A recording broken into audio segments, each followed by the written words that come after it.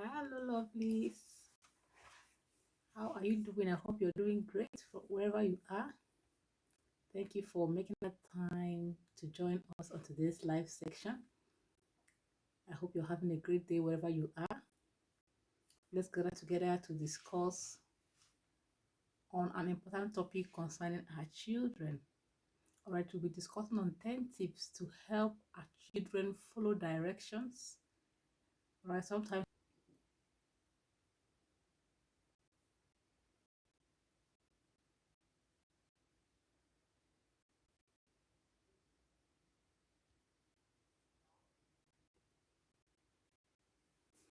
Okay, just got a better internet. Okay, so we're looking at 10 tips to help our children follow simple directions, whether you are a guardian, a teacher, a parent, all right, whatever role you play in the life of these children. We're looking at simple steps, simple tips to help them follow instructions. It could be at home, it could be in school. All right, these are simple ways to encourage these children to follow directions, following simple steps that we have. Right, the first thing to do is that you ask for their attention. Now, how do you ask for their attention? You call them, all right, closer to you. Before giving this direction, ensure that they are listening. Sometimes their minds drift away or they are not fully present in mind with you, and you're just saying something. They just came out from playground, or they were just doing something on their own, determining themselves, and you just call them out and you're giving some directions. These children's attention are still not fully with you. You need to call their attention, let them relax in case they are coming from somewhere. Let them relax, and then you can be able to communicate with them.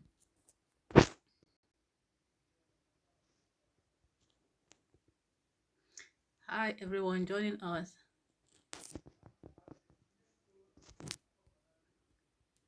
Hi everyone joining us. You're welcome.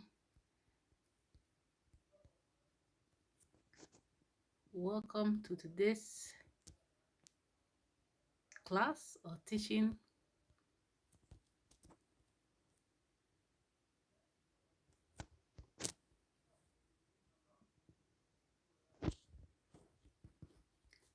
Welcome from wherever you're joining us from. Okay, wherever these children are, wherever they are coming from, you have to let them settle down at first, and they have their full attention. Then you can pass this instruction. You cannot just bring them from somewhere when they have not settled and you're saying, do this, all right, this is what you have, okay, we want you to do this, this is the next thing. You have to ensure that they are settled down. Or the next thing to do to help these children follow this direction is to minimize distractions. Sometimes you're saying something to them, giving direction or instruction, and their minds are not here there with you because they are distracted. Maybe this distraction could be from the television. It could also be from background noises, radio, or whatever that's happened. The environment is full of activities, so they cannot fully concentrate to listen to you or to listen to what you have to say. So you must minimize the distractions in that environment to ensure that you get their full attention. Now, after minimizing the background distraction, you have to speak quietly. All right, speak calmly. You are giving directions to children. You're not speaking with full adult. Even if you're speaking with a full adult, there's no need to shout. There's no need to be loud. Right? Be calm. Speak in the language they will understand. Make these things easy for them to understand. Speak quietly. Speak calmly. Instead of talking loudly and talking over their head, talking on the highest tone of your voice, sometimes you could be even scaring them away. They will not really understand what you're saying. So I encourage that you speak quietly, lower your tone, let it be a kind of conversation. Don't forget that we are looking at simple tips to help children listen and follow directions wherever they are, even though they're in school, even though they are home. All right. Now we've looked at you getting their full attention. We've looked at you speaking quietly. We've also looked that you minimize or take away entirely any form of distraction. Could be from television, could be from background noises. All right, before we continue, we want to point out that we are looking at giving directions, not instructions. Sometimes instruction could be coming in a form that looks loud or strict to children. This is why we have decided to use the simple term directions. Directions involving steps. After doing this, you should do this, you follow this step, before this step, and next this step. This is what we are looking at, not instruction. You must do this is how it must go, you must follow this step. Or this is not what we are looking at. We're looking at how to give them simple directions, step by step, and how to help them follow these directions. All right, now after giving these children directions, minimizing the background distraction, now the next thing to do is that ask if they understand. So that you've passed this information, they've nodded with their head, or they said they understood, they are moving forward to carrying the activity out, but they don't fully understand. If these children do not fully understand the purpose of this instruction, the purpose of this direction, they will not carry out activity the way it should be. They will be misled to do a lot of things wrong because they were not able to listen properly in the first place and to pick out the main points, the details of this direction, so as to carry them out the way they should be. So the way to ensure that they were actually listening is that you ask them to repeat what you have said. Let them say exactly what you have said to them to you, so you can be able to tell that of a truth they were listening to you. They pick the details of these directions and they are willing to do it the way it should be. Sometimes during the point of repeating this, you find out that they did not pick out the point or the details of these directions. They did not pick out the details of, and before giving out the step or the process of these directions, they have to repeat what you said, so you can be able to ensure that they got the details of this direction. Thank you for joining us. Where you're joining us from, thank you. You can see you're highly welcome. You can leave a chat so you can really make this section highly interactive. After asking if they understood you, which you can do by asking them to repeat the process you're giving to them, the next thing is that you rephrase the question, rephrase the direction, rephrase the task, rephrase the instruction, whatever way you want to put it. Rephrase it, make sure that you have given out the direction and they are willing to follow this direction the way it should be. With that rephrase, they think there is options of maybe I should do it, maybe I should not do it, maybe if I want I can do this, it's at my own will. But refuse to ensure that they do this the way you have said it and carry out these tasks exactly the way you have said it. They pick out the details, they follow these instructions or directions, and they carry out these things. The main point is to ensure that these children, they listen to these directions that you have given. Without listening, because children find it difficult sometimes to pay full attention, listen to instruction or direction, pick out the details of this direction, and to carry out these tasks the way they have been given. And if they did not listen or did not pick out the main details of this instruction, there is no way they will carry out these tasks exactly the way it should be. That's why we are here now discussing on how to encourage them whichever way you can to be able to listen and to pick up simple directions step by step on how to carry out a simple task. All right, we've looked at getting their attention, we've looked at minimizing the background distraction, looked at you speaking calmly, low tone, in the language and the tone that they understand.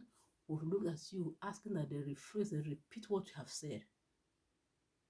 Okay, now after all of this, the thing is to break down the directions for this task step by step. Ensure that they are easy for them to remember by breaking them in simpler steps. Remember, you're dealing with children. Break these things down in simple steps so that these children can easily and quietly understand what you said. You should do this, and after doing this, the next step is to do this. After this step, you should do this. It could be as simple as cleaning the place where they have eaten. Could be as simple as cleaning up the bedroom. when they get up from bed in the morning. So all of these things should come in steps. All right, arrange your bed, after which you do this. You can fold your clothes, you can remove the clothes, you can change from your night wear to the day wear, you can brush your teeth later, and you follow up as an adult, ensuring that the steps which you've given are followed the way you've given them. They are followed after each other. Don't just pass these instructions and you're going your way. You have to do this, you do this next, and then you go away. You expect things to be perfected. Remember, you're dealing with kids, they can't forget. Even you as an adult, you forget sometimes. They can't forget these steps and they mess things up. You come back, you're not really satisfied with what they've done. So when you're giving directions, it could be at home, it could be in school, while you're giving instructions, it is necessary that you also follow up to ensure that these directions are carried out the way you're giving them. They should be carried out step by step. Remember, you should break them down in steps so the children are not confused. It doesn't look tedious or difficult for them to carry out. After breaking these steps down step by step, the next thing is that you should be precise. The task should not be multi. It should not be in such a way that the children will feel overburdened. All right? They should be specific. It should not be multi or joined together when they begin to wonder where to start from and where to go to. It should be low, it should be numbered in steps, step 1 and 2. Then let it be precise. Do not make things look so bogus or complicated when you're dealing with children, so that I can be able to quietly and easily remember this task. Do not be there and then you're just giving the whole day activities down at once in an instruction page. You do this after this is what you do in the morning, this is what you do in the afternoon, this is what you do at night. How do you think they're going to cope with all of this? They may even feel disappointed or tired even without doing anything. So you must specifically state the task step by step for each. Be very easy for them to remember. Let it be so easy for them to memorize. Follow suit as they do those things. Remember that some children are not really able to memorize or to carry some instructions, so you should be there to make it easy for them. This is what you do. After doing this is what you do. All right, don't make it look like you're giving instruction to your fellow adult who has the ability to carry on everything at once. You should make it very simple for these children. And the last tip that you have for those that you should use visual reminders. Why should you use visual reminders? Some children have difficulty processing information. It doesn't mean that they are disabled or something, just simply means that they are going to a point where they can be able to do this memorizing. So at the point where they are, it's advisable that you use visual support, visual reminders. All right, it could come in form of cards, especially if you're a guardian or a teacher in school. This could come in form of cards, form of calendars, pictures, paintings, directing them to the next task, after which you've numbered this task one after the other.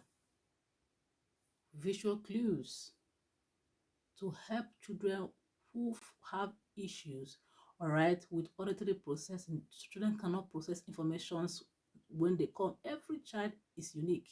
You must remember, when you have two children, you should be able to find this out yourself. The ability of child A is not necessarily going to be the ability of child B. Right? Sometimes child B is perfected in a particular activity or art or habit, and while the other is not. Every child has specialty, every child has special ability, every child has where he or she needs more help and support. So do not compare these children with one another, maybe from the activity or the performance of their friends. Some children at particular ages have differences that if you are not careful, you will not believe they are still in that particular range. So having this in mind, having the child's ability and capability in mind, having the fact that every child is unique and has their own challenges as they grow, they come to maturity. Some children are able to carry on some tasks at an early stage while others do the same task at a later stage. Yes, so you must be patient. If you're a teacher, you should find out that in same classroom, when you teach a particular subject, all right, some children pick it up while others need some time to process this. They need some time to understand. They need you to repeat this over and over. So having this in mind, you should be patient in handling these children. You should be patient. Encourage them to listen. Involve all manner of support. Like we said, you could use visual reminders, visual cards, calendars, paintings, drawing, directing them, instructing that they carry out these things step by step. And let the children feel love. Let the children feel that they are working with someone who is willing to help them grow and come to maturity. I hope you learned something from today's class. It's a very short class. We've looked at tips to help children, to encourage children to listen, whether they are home, whether they're in school. The first, we looked at you getting their attention, calling them to pay attention to what you said. The second, we looked at minimizing background distractions from televisions and noises. But it also looked at you speaking quietly, that you're giving directions, not instructions. Also look at that you wait before repeating. You wait every 4 to 5 seconds before repeating this same instruction. Do not make it look very repetitive that they are wondering what is going on. You're giving a particular instruction over and over again. You kindly give them time to process what you said, to digest it in before you give the following instruction. And ask that they understand. How you know that they understand? Let them repeat what they have said. Then you rephrase these questions, giving them the idea that it should be done the way you said it. There's no need or room for options like if I want, when I want, procrastination. Break these tasks down into steps. After breaking them down into steps, number them for these children. Too complex, too burden for these children that they become confused. Make it easy for them. And if you find out that these children have an issue understanding what you said, try to use visual reminders. It could come in form of cards. Visual clues could also come in form of calendars, paintings, drawings. Also come in form of visual schedules. Directing these children to follow these instructions or directions that is giving them step by step, ensuring that they do not forget any of them, and let them find joy or pleasure in carrying out this task. Thank you for being part of today's class. Remember that this is Chinasa TV, and on the channel we'll discuss on lifestyle, how to generally enhance lifestyle. We also discuss on general information. We also give counseling, like we've done today for education.